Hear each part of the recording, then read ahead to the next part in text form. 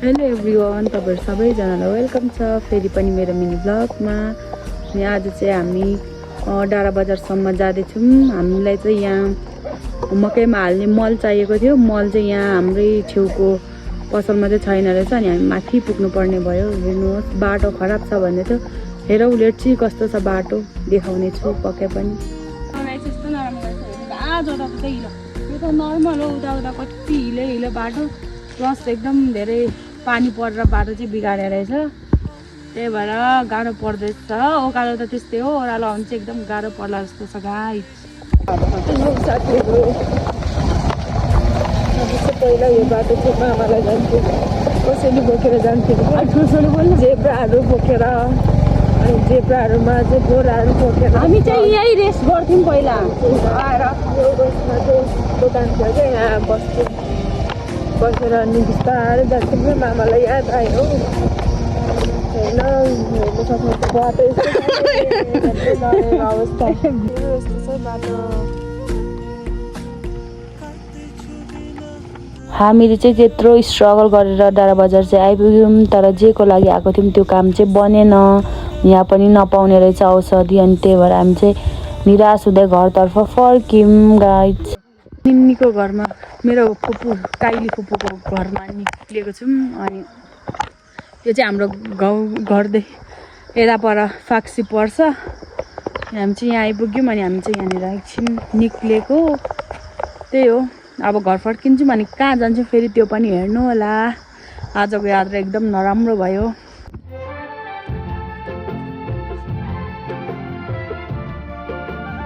काँक्रा लिएर आउनु भएछ है बाजे त, काँक्रा बोकेर।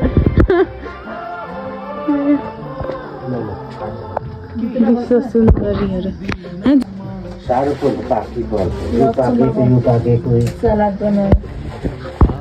हामी चाहिँ हाम्रो गन्तव्यमा आइसक्यौँ, तर यो कस्तो राम्रो बनाएको थियो, सबै भत्किसकेछ। यहाँ हामी चाहिँ हेर्न सक्नुहुन्छ,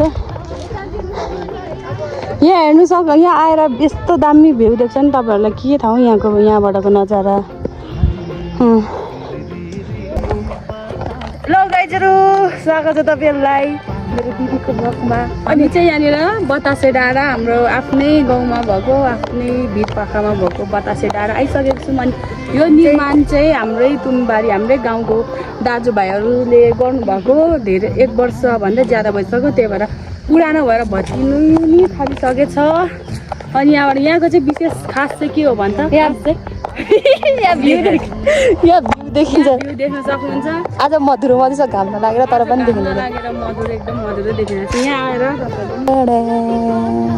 तम्बर पनि देखिन्छ गाइजहरू, तम्बर गोटा के देख्नुहुन्छ सबै देखिन्छ यहाँबाट। अनि अरूलाई नि देखा, हामी जम्मा 5 जना गाइजहरू। हामी चाहिँ यहाँ चाम्रे खानु आँटेको हामी, चटपटे हाम्रो चाम्रे। अनि हाम्रो चाम्रे पकाउने दिदी। अनि हाम्रो कुकम्यान, तपाईँको इन्ट्रोडक्सन प्लिज। यता हाम्रो भनेनी, यता माइली दिदी। नमस्कार, नाम के हो? My name is Susmita Limbu. Nepali शुद्ध नेपाली। मेरो नाम सुस्मिता लिम्बू हो। यहाँ चाम्रे खामै अब भोक लागेको अवस्था। अनि यहाँ चाहिँ नमस्ते, मेरो नाम चाहिँ के हो? मेरो नाम चाहिँ मलाई नै थाहा लियो। अनि मेरो नाम चाहिँ फुलकुमारी होइन। नमस्ते, मेरो नाम चाहिँ के हो? मेरो नाम चाहिँ सुमिता लिम्बू, पुरा नाम सुमिता लिम्बू, तर मलाई सुमी लिम्बू भनेर चिन्नुहुन्छ सबैजनाले। के सबैजनाले मलाई चिन्ने मान्छेहरूले। अनि यसको नाम इन्ट्रोडक्सन दिए। नमस्ते, मेरो नाम चाहिँ रोशनी लिम्बू हो। हामी चाहिँ यहाँनिर घुम्न आएको छौँ। घुम्न आएको होइन, आफ्नै गाउँमा यस्तो रमाइलो गर्नु। दाउरा खोज्नु आएको हामी चाहिँ। ल